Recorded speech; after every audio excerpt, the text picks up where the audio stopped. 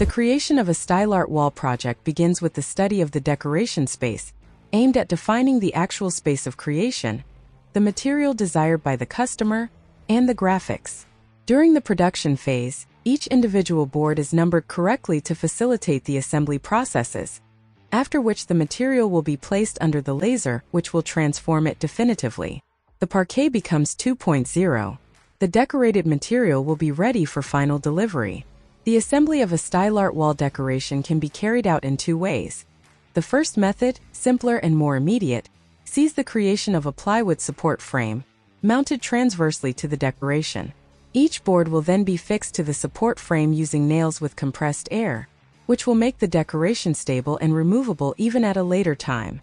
The second method involves assembling the decoration by fixing it with parquet glue, a method to be preferred for formats 70 and 90 mm wide.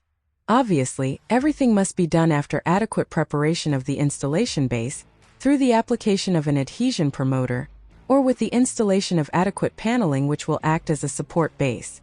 The great ductility of the product and the extreme simplicity of installation make Stilart wall suitable for any design setup in both residential and commercial settings.